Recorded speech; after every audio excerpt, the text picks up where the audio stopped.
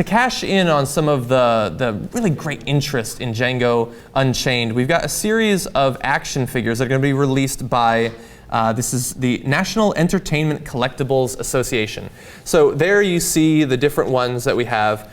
So both Brumhilda and obviously Django as well. So you get, you know, the big protagonists, I guess. Well, yeah, you can see there. So you can see Candy, you can see Steven. So both the good guys and the bad guys are represented here. 3 of each. I'd forgotten who Butch was, but yeah, he's one of the bad guys. And so a lot of people have a problem with this. Yeah, and I understand. This is a very sensitive topic, but you know, when the movie first came out, people had a problem with the movie. Yeah, before the movie came out. Before the movie came out, and a lot of the people that had the problem with the movie hadn't seen it yet, specifically Spike Lee, who came out saying that this was disrespectful to his ancestors, that he was not going to be watching it.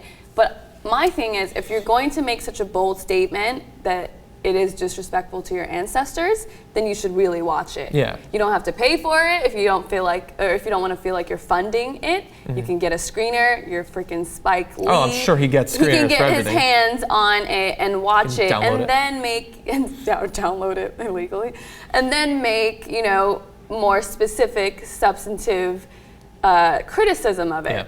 You know, it's just because we are talking about slavery, it does not mean it's automatically wrong. Yeah. And I've watched it, you've seen it too, right? And I think it was a very well done movie. I loved it.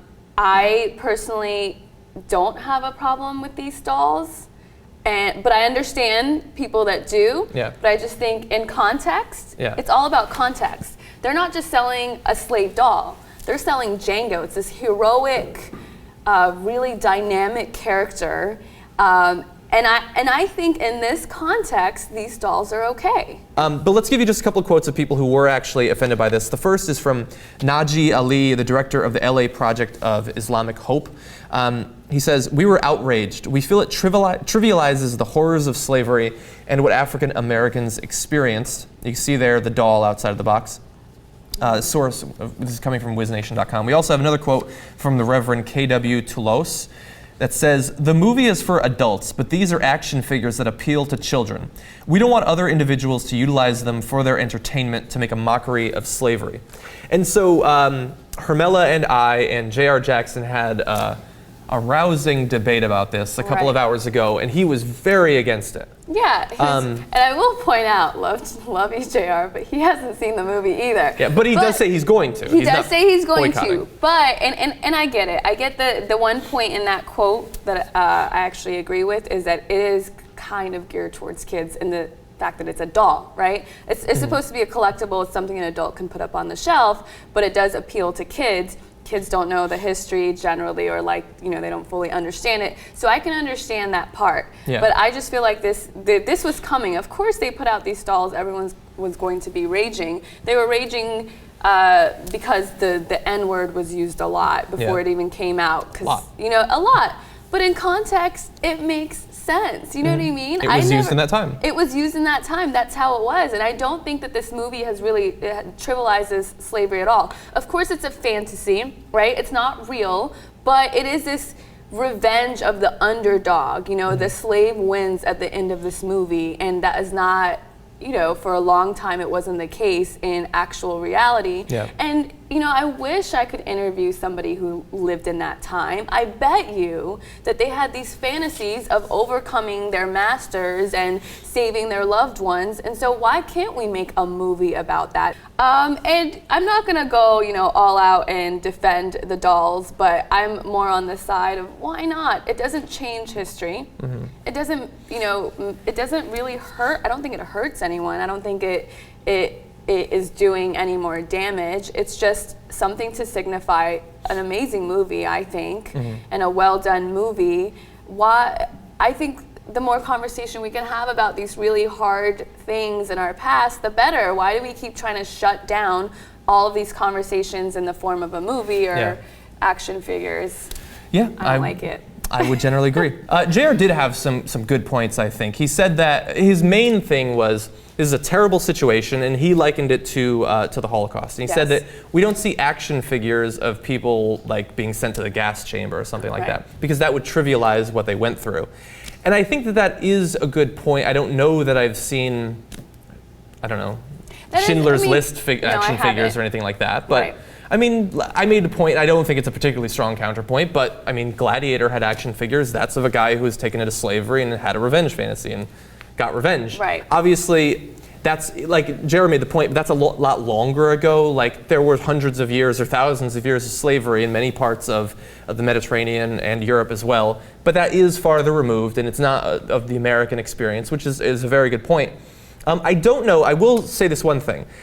They're called action figures in these articles, but I would make the case that these are not action figures, despite the fact that they're being made as a result of an action movie.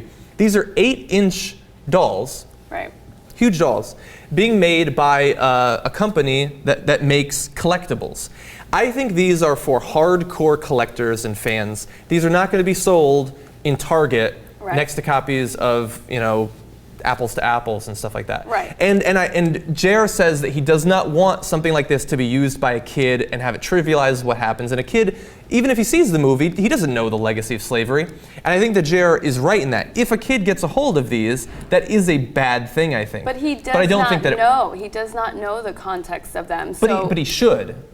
And I think he's a kid. He probably shouldn't see Django. No, he should learn it eventually. Of course, eventually he will learn it, but I don't think that is the dolls are going to keep him from doing that. And to JR's point, and I do sympathize with a lot of it, it's not like they have Django. What I hope when you take off the little dolls or the little doll's clothing, there's not like whiplashes on his back. That's too far. I mean, they're probably I hope not.